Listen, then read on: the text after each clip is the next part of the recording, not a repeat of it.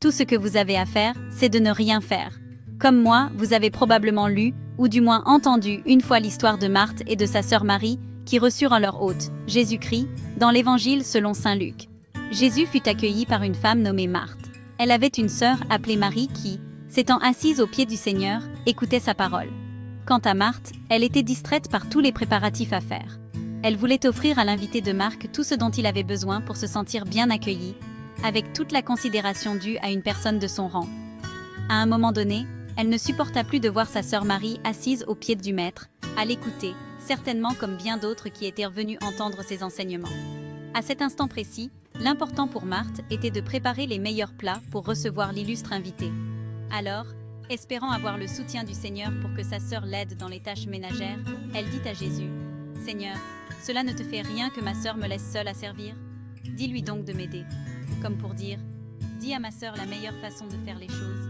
Fais-lui comprendre qu'accueillir l'invité est plus important que de s'asseoir pour écouter les enseignements du Maître, qui peuvent attendre plus tard. » Mais c'est plutôt la réaction de Jésus-Christ qui est très intéressante.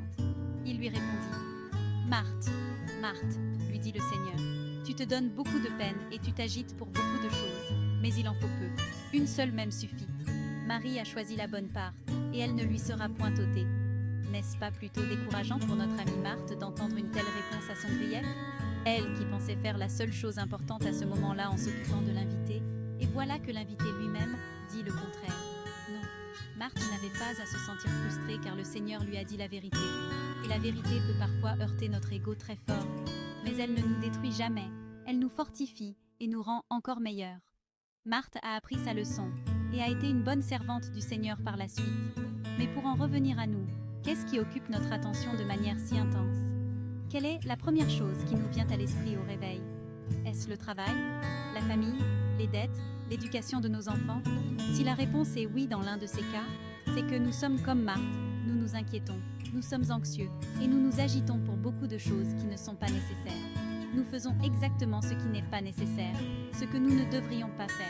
Mais si nous commençons la journée ou abordons chaque problème ou situation en tant que fidèles disciples de ce que le Père a à nous enseigner et que nous recevons cet enseignement, et que tout au long de la journée nous restons dans cet enseignement, nous avons choisi la bonne part qui ne nous sera pas ôtée.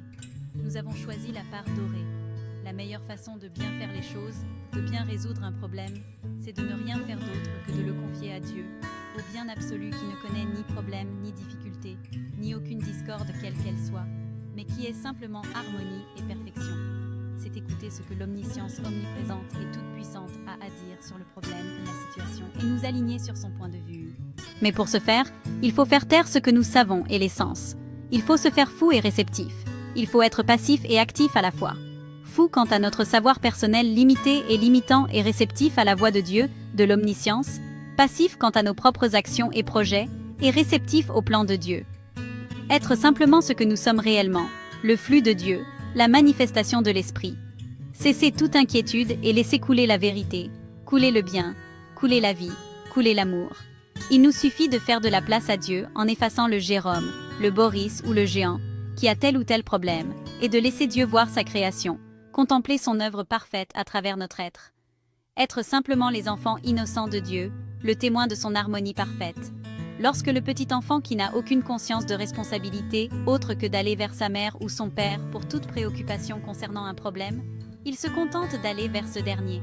Il ne se demande pas si oui ou non elle pourra lui trouver une solution. Il sait juste qu'une solution sera trouvée. Il ne se demande ni comment ni par quels moyens, il se contente de savoir qu'une solution sera trouvée pour lui, et ce problème qui semble être le sien ne sera plus. Et en général, lorsque le parent est responsable, il vient en aide à l'enfant du mieux qu'il peut. Alors pourquoi douterions-nous de ce que celui qui possède tout et qui est tout-puissant peut faire pour nous? Lui en qui sont toutes choses et à qui toutes choses appartiennent. Faire autrement, c'est se donner de fausses responsabilités, c'est ne pas connaître l'immensité de notre droit divin, c'est déserter notre place de fils et filles bien-aimés de celui qui possède tout ce qui est. Nous n'avons jamais rien d'autre à faire que d'être comme les canalisations d'installation des sociétés de distribution d'eau et de laisser couler simplement l'eau que nous recevons de la source souveraine. Elles n'ont aucun effort à fournir pour que l'eau coule, elles n'ont pas à savoir d'où vient l'eau ni comment elle leur parvient. Elles ont juste à être des canalisations bien installées à leur place et connectées à leur source, et le tour est joué. C'est exactement de cette manière que nous devons apprécier et aborder toutes les situations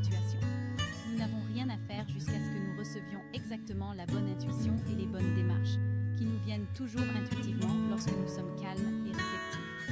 Nous sommes tous dotés de la puissance et de la capacité de faire face à n'importe quelle situation, même au-delà de ce que nous pourrions imaginer.